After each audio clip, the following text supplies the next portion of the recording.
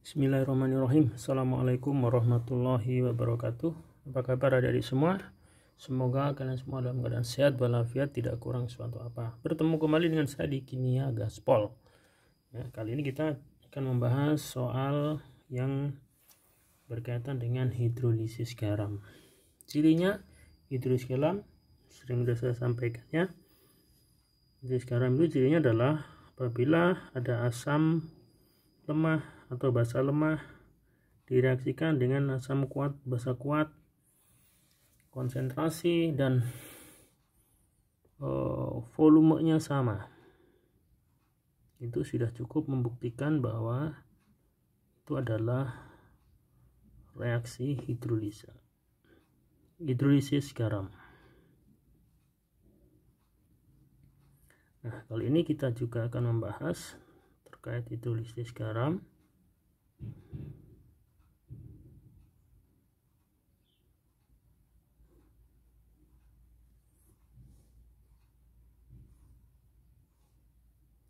Itu reaksi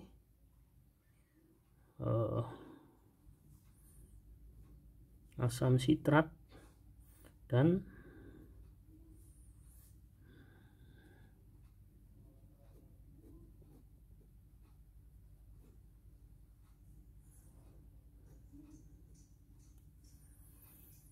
NaOH, dimana konsentrasinya masing-masing adalah 0,1 molar dan volumenya masing-masing adalah 100 ml.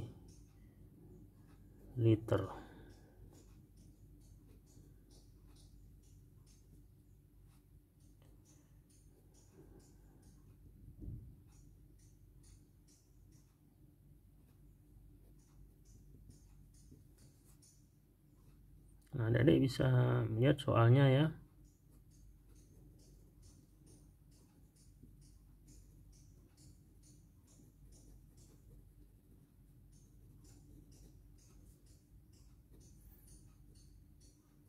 Dengan konsentrasi yang sama dan volume yang sama, tentunya semuanya akan habis bereaksi, ya kan?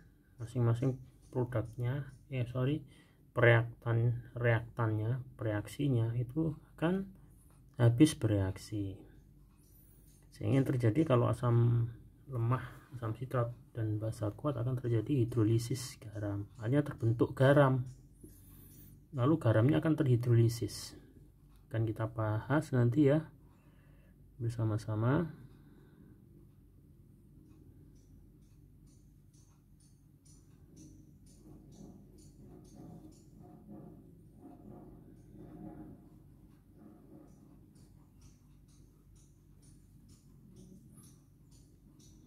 Akan kita bahas.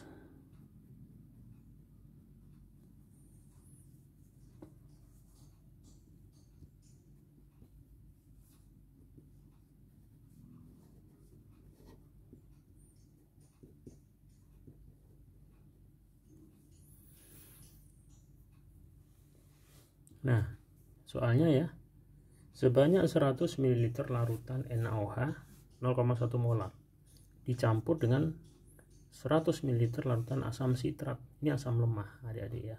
NaOH ini basa kuat. Rumus molekul asam sitrat adalah H3C6H5O7. Konsentrasinya sama 0,1 molar. Setelah terjadi kesetimbangan, ion berikut yang mempunyai konsentrasi paling besar adalah, nah kita mencari konsentrasi ion yang paling besar. Maka kita pertama akan lihat reaksinya ya.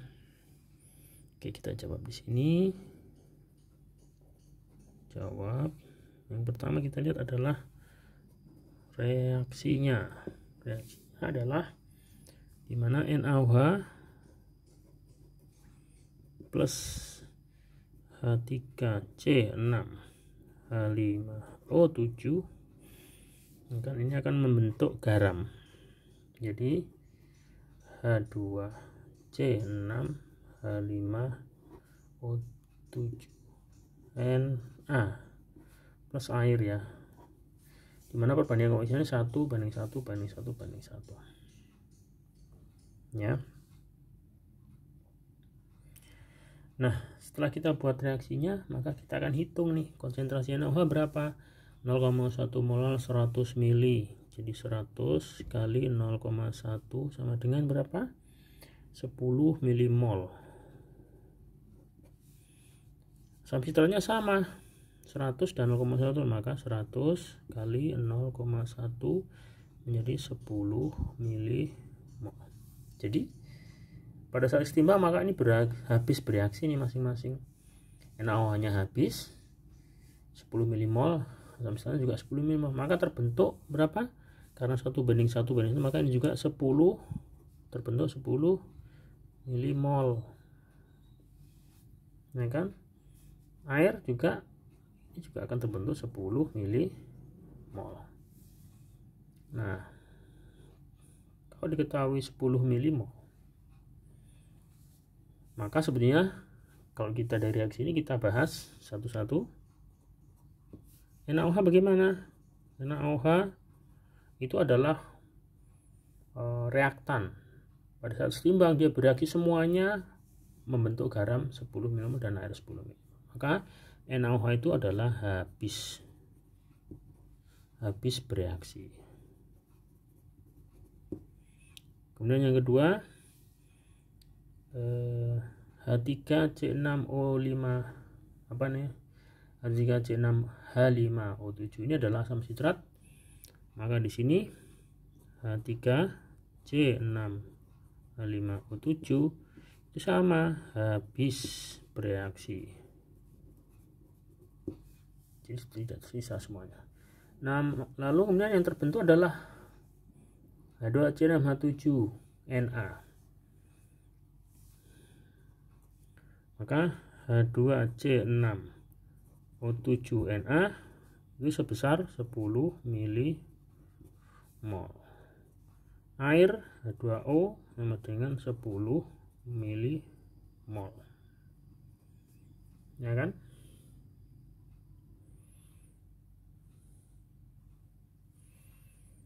Maka ada pertanyaan lagi nih, ion mana yang paling besar? Maka di sini ada H2C6H5O7 10 milimol. Air tidak ada di sini, ya kan? Air tidak ada di sini. Hanya adalah OH- dan H+. Ini adalah penguraian daripada air. Nah, kalau kita lihat penguraian air, contoh nih ya, air H2O ini akan terurai menjadi H+ plus OH-. Maka di sini 10 milimol, maka di sini juga 10, ini juga 10. Ya kan? Berarti dari ionisasi ini maka OH- 10, H+ juga 10, jadi sama dengan H2C6O7Na. Kita lihat ya, garam pada hidrolisis itu akan mengalami hidrolisis. Air ini akan menghidrolisa garam, maka reaksinya menjadi H2C6H5O7 minus ini plus air H2O itu menghasilkan H2C6H5O7H ya plus OH-. Nah, ini timbangan yang setelah hidrolisis ya. Maka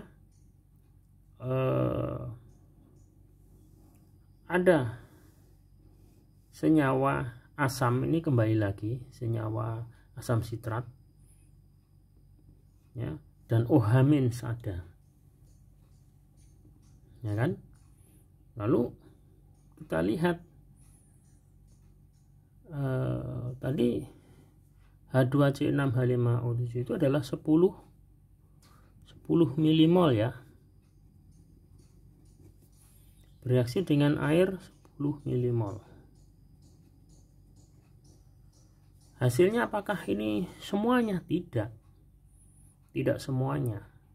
akan terbentuk asam sitrat ini dalam bentuk kesetimbangan sebagian, ya kan. OH- yang terbentuk ya itu juga akan mengalami sebagian, karena ini adalah asam lemah, ionisasinya juga terbatas ya. Kalau kita lihat ya, ini garam menjadi asam lagi, kemudian menghasilkan hidroksida. Maka kalau kita rumus hidroksida, konsentrasi OH- sama dengan akar dari Kw per Ka kali konsentrasi garam. Artinya di sini maka konsentrasi OH- itu akan lebih kecil daripada konsentrasi garam, ya kan? Karena masih di akar, masih dikalikan 10 pangkat 14 14. Artinya garam ini lebih besar daripada konsentrasi garam yang terjadi atau hidroksida yang terjadi ini lebih kecil daripada garamnya. Konsentrasi garam berapa? Garamnya adalah 10 mili. Ini 10 mili garamnya. OH yang terbentuk tidak ada, konsentrasinya berdasarkan rumus hidrolisis lebih kecil daripada garam, ya kan?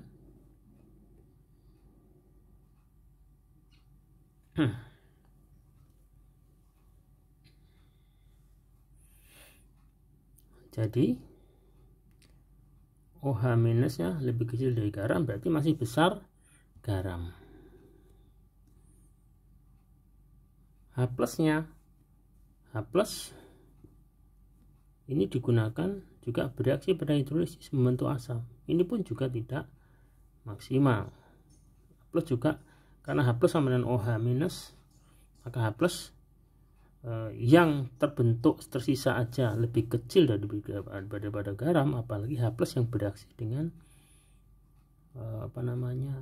garam, maka H+ juga lebih kecil daripada konsentrasi garam. Jadi konsentrasi terbesar apa sebetulnya ion itu? Tetap adalah garam, H2C6O7Na. Ini adalah konsentrasi terbesar. Jadi demikian ya dari penjelasannya ya. Semoga kalian semua bisa memahami. Jika ada pertanyaan silakan tulis di kolom komentar.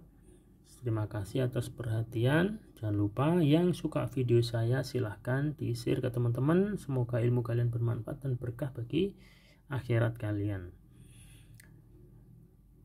Terima kasih. Wassalamualaikum warahmatullahi wabarakatuh.